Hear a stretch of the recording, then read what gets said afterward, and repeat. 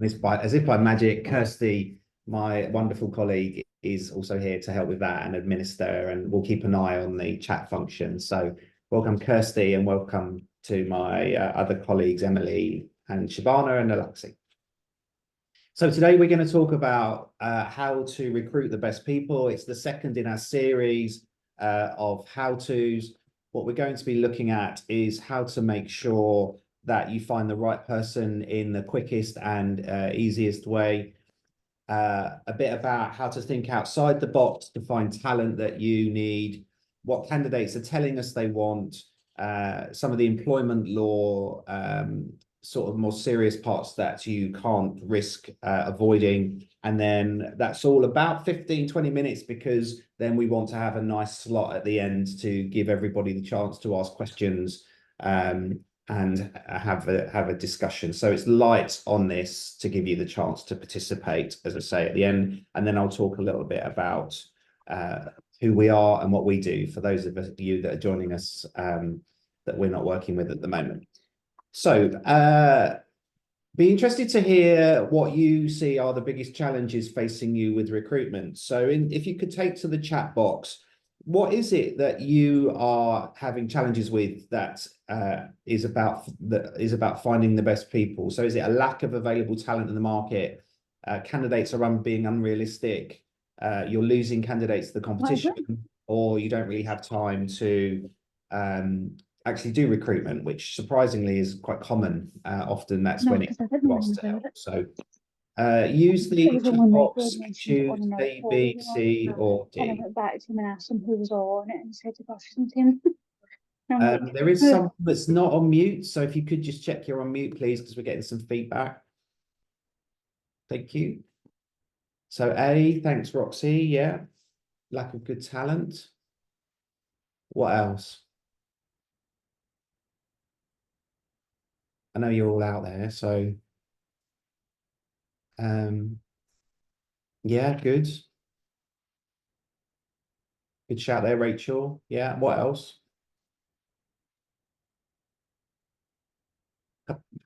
Be interested to hear a couple more.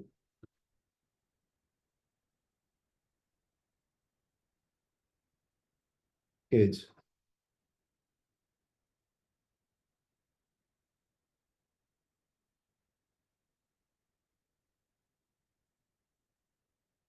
See a lot of clients experiencing D. Yeah, absolutely, Emily.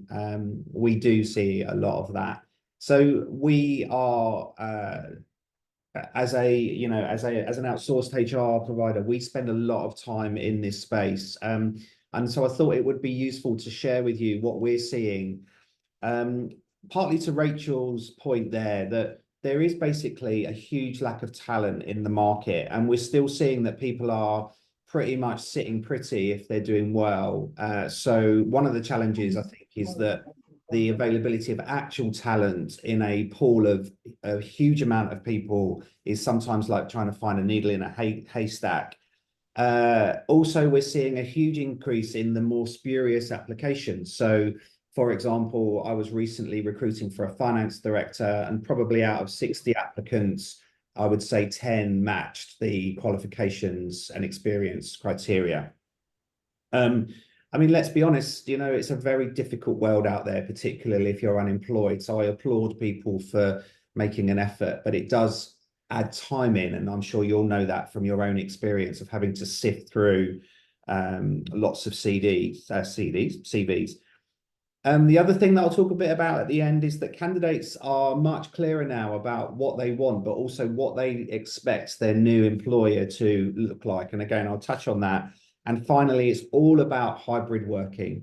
So every time we talk to a candidate, they will ask, what is the working from home policy? And depending on where you are will depend how easy it is to have the right policies in place that might attract the right candidates. Probably if I was to talk about one thing that we could end the webinar here on around how to find the right talent, my advice to you would be to look in the places that other people aren't looking. So to expand a bit on that, we often see that people will go to trusted sources like Indeed, LinkedIn, Facebook, and that's all great. But what it's doing, we think, is restricting the number of candidates that you're getting to. So one of the first pieces of advice that I would give you is think more broadly about where can I find the people that can do the job. So that might be in local chat groups on Facebook. That might be on different chat boards. Could be an ad in the local paper. Could be a banner on a website. Could be a flyer handout at a tube station. It's really, I think, often too easy to think, oh, it's got to be an agency, or it's got to be LinkedIn, or it's got to be Indeed, where actually, when you look at the statistics, there's many, many more people out there that are not using those platforms. So the first thing to do is think about, how am I going to market? Where am I going to find the talent? And also indirectly to be building your brand. So you want to be seeing yourself as an employer of choice.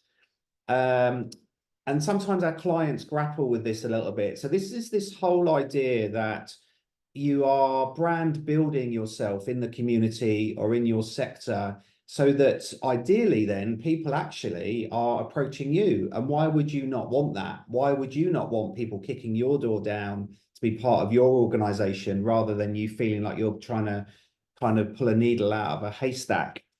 So one of the other ways that we always suggest is that you think about, how are we as an employer being positioned in the local market? And that will be things such as good social media presence, maybe campaigns, good campaigns. You might see on our own HR department social media, we often talk about different things that just attracts attention to what we do and how we're doing it. So indirectly putting out good news stories.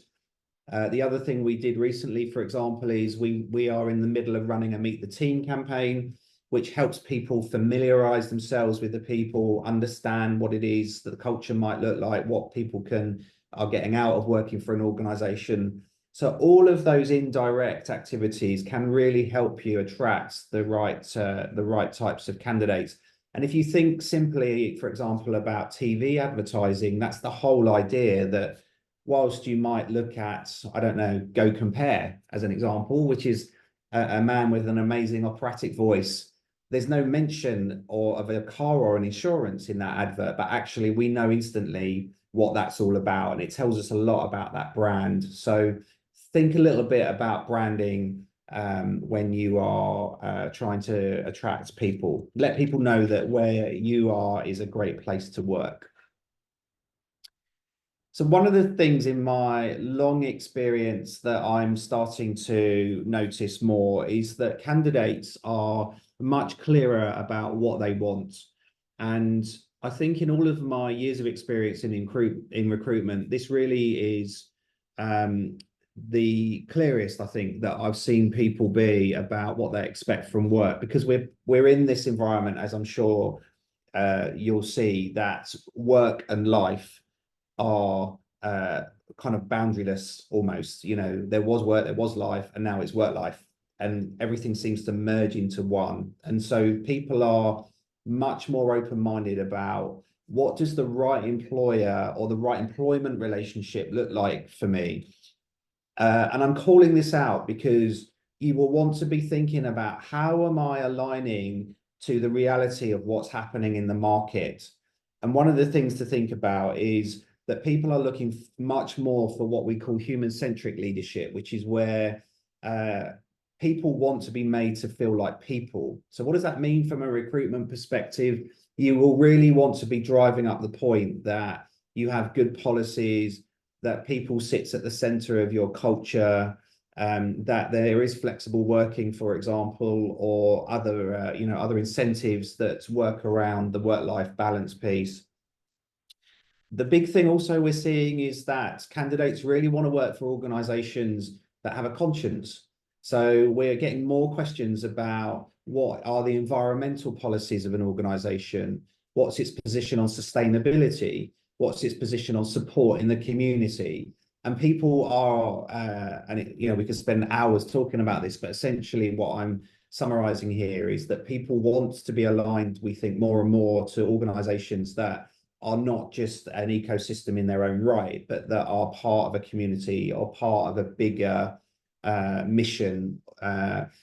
In old times, if you like, that was probably more more confined to the equality and diversity space, but it's become so much bigger now. So when you're recruiting, if that's the space you're in, take the opportunity to share with candidates what you are doing more community-wide. To the benefit of our charity colleagues on the line, that almost naturally happens. And so that's really helpful, I think, is, people often approach your charities because they have a want to give back or a want to work with an organization with purpose. So don't lose the opportunity to really push that to the front. And finally, as I said, flexible working. It's a big and becoming ever more complicated area. You might have seen from some of the other stuff we've been doing that the right to request flexible working, which in itself is a statutory right, has increased from once a year to twice a year, and is starting to it's going to be interesting in terms of the upcoming elections to see how much more pro-employee we think policies will become. So people will certainly want to understand how you're going to support their work-life balance. So that might seem like a strange sort of turn, if you like, on recruitment, but in my experience, it's understanding what candidates need in summary means you can align better to selling them the role and attracting the right talent. And also it's understanding who you are as an organization, what your brand is and what you have to offer, and also connecting those things again to position yourself as the most talented, as the best opportunity for people to take. In terms of the legal position, there are some time honored do's and don'ts. I'm sure many of you will know these, but just to call them out. Responding to candidates in a timely manner is really obvious, but I could tell you, and some of my colleagues from the team will share, that if you're not on top of responding to candidates almost within 24 to 48 hours, you've lost them. And we so many times find ourselves spending weeks often finding good talent, only to find the manager hasn't responded and that good candidate's gone. And it's unsurprising based on what I've said about finding good talent. It's a real candidate-driven market. So do not waste time responding to the candidate, because that journey for the candidate is so important and will be informative. If the candidates had to wait a week for a response, it will tell them something about maybe how the organization views recruitment. So see people as soon as possible, make your decisions, be agile, get your paperwork out, secure your talent, be bullish about all of those things so that you get what you need. Don't be too relaxed in that space. The other thing not to do is to stop communicating to candidates. Unfortunately, we do find the other way where people go very cold, and it's so frustrating when you're mid-process and a good person just stops communicating with you. So keep that communication flow going. Don't set unrealistic expectations for people. So manage expectations and make the right decision, not a rush decision. And we so often find, because of how the market is, that people are making rushed decisions.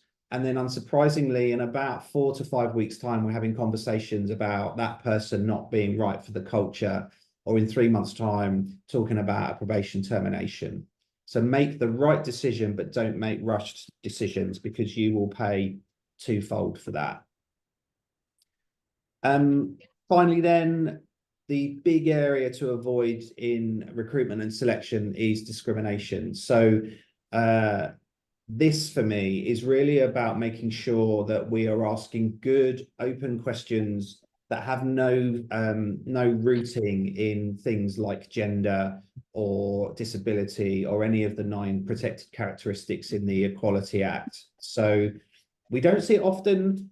Sometimes people ask questions where maybe they think they're okay, but they're probably not quite worded in the right way. And if you're in a place where you're not sure whether your questions are up to the mark, then talk to me, and I'd happily go through those with you. Okay.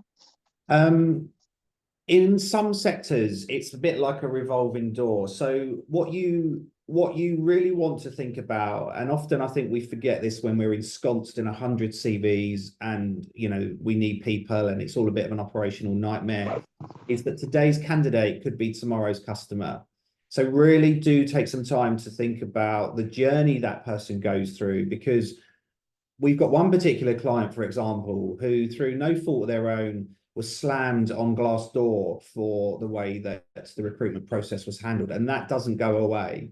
And in an era where people are looking at social media and investigating employers because that information is more readily available, you don't want to be that client, basically, that organization. So just think about the candidate journey. Beware of social media.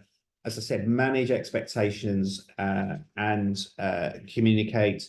And the big message, I guess, back to the start for me with recruitment is go out there and find the places, because I absolutely believe the people we need are out there. The issue is we're not finding the right way to get to them. And Indeed and LinkedIn are not the only ways to do that. So think carefully about and be creative about going out to find people. I know, for example, some of the people on the call today are stay-at-home mums who wouldn't have ever thought about using Indeed, but offer great service, have got great experience, but were never on that platform. So again, just I think creatively about that. I guess in closing off, prevention's better than cure. So it's great that we go out and find fresh talent, and it's also important we do that. But really and truly, we should be looking to retain the people we've got. And so there's a counterpart of this, which is making sure that if you've got talent in the organization, your question should be, what am I doing to keep them? So are they clear that they are talent? Do they have a development plan that means that there's that stickiness for retention? Some of the things that we're seeing people unfortunately leave organizations for will be mental health and well-being challenges. So what are you doing to make sure that's on your agenda and that you've got the right tools and practices in place to support employees that may not be in the best place? Look at, as I said earlier, the bigger initiatives. So the environmental, social and governance initiatives. What are you doing in the community? What's your position on diversity and inclusion? How are you making sure everyone's feeling involved? All of those things, like it or not, are things that today's candidates are absolutely looking at to see whether you are right for them in terms of the value alignment. And finally, offer a good package. And this isn't just about money. So I know, again, some of our team on the call are in the charity sector, but there's so many other things you can offer people that relatively low cost that can push you ahead of some of the other organizations where salary or hourly rate may be a challenge because of the sector or the other things that impact that. So think about the packages you're offering. So that's a huge whistle stop through. The whole idea of the how-to was for me to give you a little bit of hopefully some helpful tips and some background, and then to open up for questions or share experiences or any one of those things, just to give you some space if you want to ask or tell us anything. Please don't feel embarrassed. It's a great group of people on this call, so there's no rights nor wrongs. So yeah, happy to take questions. Feel free to shout, or if you want to pop something in chat. Fantastic, Rachel. Thank you for saving me there. So I am going through recruitment challenges at the moment. And this links to what I said in response to your initial question is we get a lot of CVs. Some people ignore giving the request to give a covering letter. And part of me wants to just bin you straight away then and there. You can't, follow an instruction to provide a covering letter alongside your CV. But I rein myself in and I shortlist and score the CVs. But what I'm finding are the CVs are just saying, I worked at this place and these were my duties. they're not necessarily giving enough detail for me to kind of score the skills that we're looking for. And part of me is thinking, oh, you've got a great history of different roles that would be suitable, but you've just not put enough detail into your CV for me to know that you've got experience of liaising with people in the third sector or safeguarding, or whatever it might be. They just haven't mentioned it, but I know they probably have got that experience. And so I'm trying not to be really, well, if you didn't mention it, I can't score you on it. But at the same time, I'm trying to be fair, and I'm trying to make sure that I am getting candidates that have the right skill set that we need for our sector. So have you got any tips in terms of how to get that balance between not wasting your time interviewing people, but also maybe looking a little bit beyond what's written on the CV? Yeah, really well put, Rachel. And it is definitely one of the biggest challenges that we see. I don't know if there's any one right or wrong answer, but what I do think is that if you roll it back, you've got to be clear about what are your non-negotiables, and they need to be, for example, in the job ad. So if you then get a CV that clearly demonstrates largely that experience, then I would probably be thinking about taking them through to the next stage pretty quick, because the CV is really, I think, more of a sifting exercise than a decision-making process, rather than a decision maker. It's not ideal, I think, and the counter problem is that I've had experience where we've had pretty poor CVs that actually, when you see people, are pretty excellent candidates. I think the market's so difficult right now, particularly in your own business, that unfortunately you just need to see more people, and that's the issue. But there's nothing, but you're right to want and be clear about what the minimum standard is, and that's a really good start, because often we find clients are a bit wavering around that. The covering letter, it's there's very different views about covering letters. I suppose I'd ask for a covering letter if I was using it for a particular part of the sifting process. If, for example, written communication was very important, but there again, that's something I might want to test further down the line if I thought a candidate had the requisite skills. So I suppose, in short, I would probably be spending 30 seconds on one CV, looking for the real big kind of key things. Great, get them in. You might also want to think about having you, or say in some clients, the HR team do pre-calls. So you get a CV, you like it, you get someone to do a 10-15 minute quick call, you like that, and then you move them into the interview process. Or the other thing which we're thinking about doing with your organization in particular is doing selection centers, where you basically invite 20 or 30 people in one go, and through a series of exercises, you assess them all in person there and then, which is much more time efficient, because let's face it, recruitment is a huge time drain. So yeah, not easy, Rachel, but thanks very much for calling it out. It's one of the biggest issues.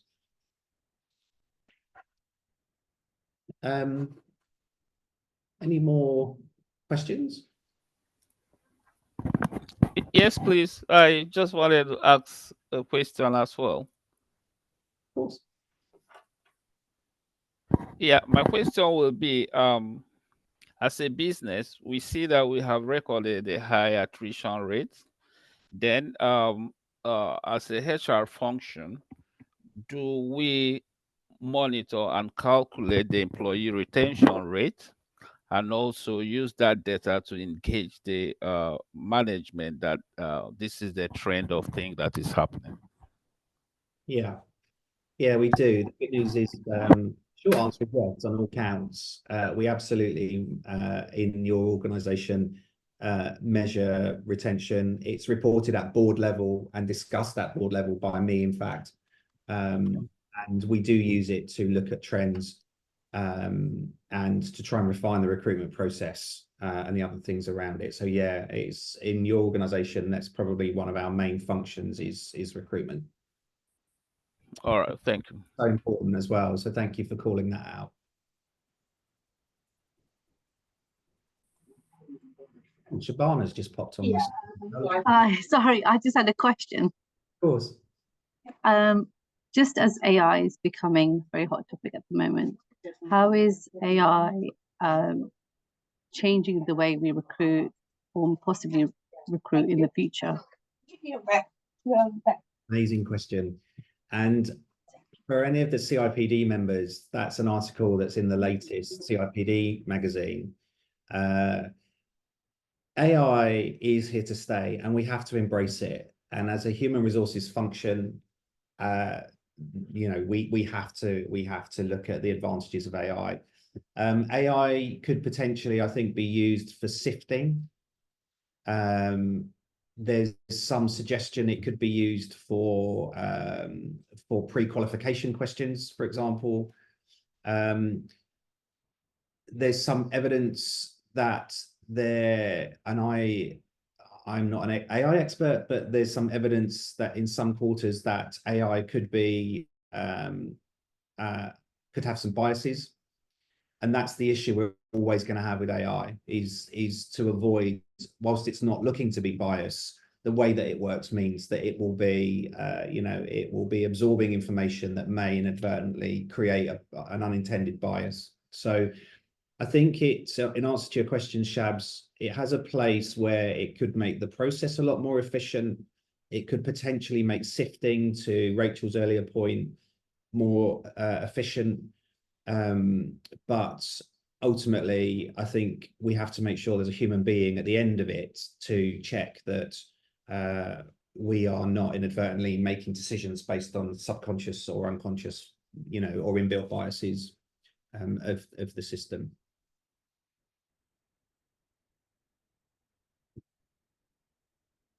Amazing. Okay, I think we've got 1 more minute. Happy to take any more questions. Just while if you do have another questions, thanks, Roxy. Just to tell you that we are running these how-to sessions. I'm delighted you've all attended. Thank you. They are designed to be practical and to give you the you know, give you a little bit of a steer in some of the more difficult areas that we're all trying to deal with. Many of you are clients, so just a little bit of a plug around what we do. We do pretty much everything. We are an outsourced HR provider. We like coffee. I think I'm surrounded by people that like coffee, so I'm not going to do the sales thing because, to be frank, most of you are you know, are clients with us, which is amazing. So feel free to reach out if you've got any questions. Always happy to discuss any of the challenges you've got along with Emily and Kirsty and Shabana and Alakshi. We are all here to help you. We will make this recording available. But otherwise, thank you very much for joining. It's been a real pleasure, and thank you for your interaction and questions.